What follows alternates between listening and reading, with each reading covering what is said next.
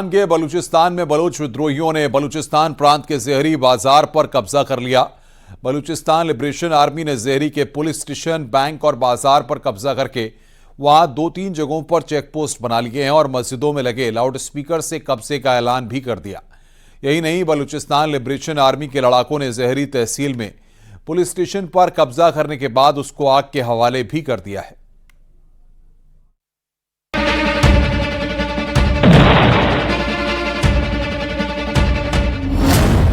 तालिबान से टकराव, बलोच विद्रोहियों का बवाल, आईएमएफ से बड़ा झटका।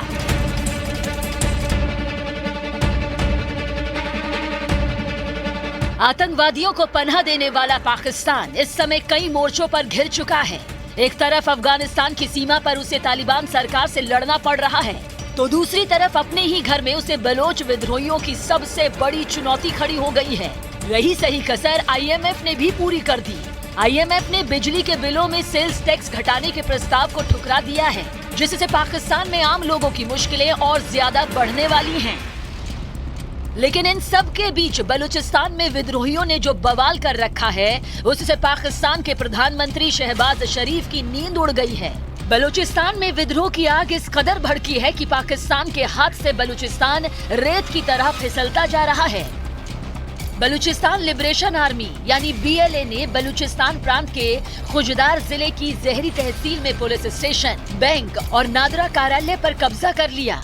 खुजदार के पुलिस स्टेशन पर कब्जा करने के बाद बलूच विद्रोहियों ने वहां हथियार और अन्य साजो सामान जब्त करने के बाद उस पुलिस स्टेशन को आग के हवाले कर दिया।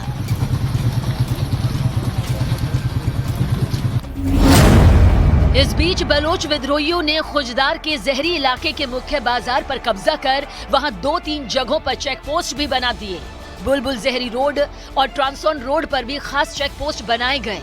इसके साथ ही पाकिस्तानी सेना को रोकने के लिए पहाड़ों पर अपनी चौकी भी तैनात कर ली है।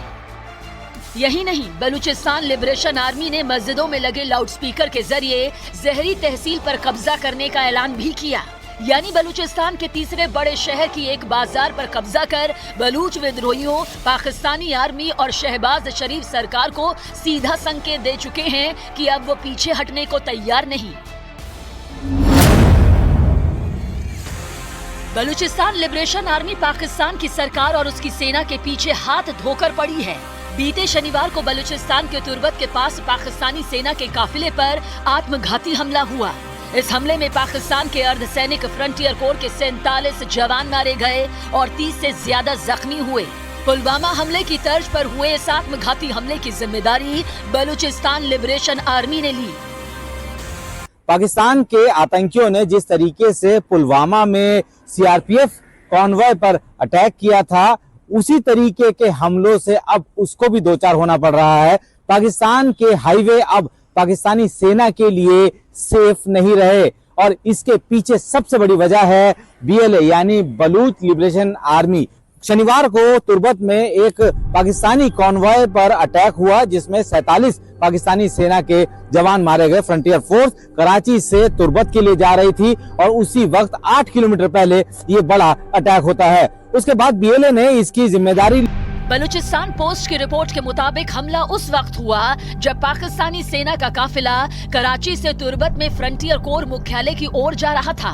बलोच विद्रोहियों के आरोपों के मुताबिक पाकिस्तानी सेना ने निर्दोष बलूच लोगों पर अत्याचार किया, उनके ऊपर गोलीबारी की और कई लोगों को जबरन गायब कराया।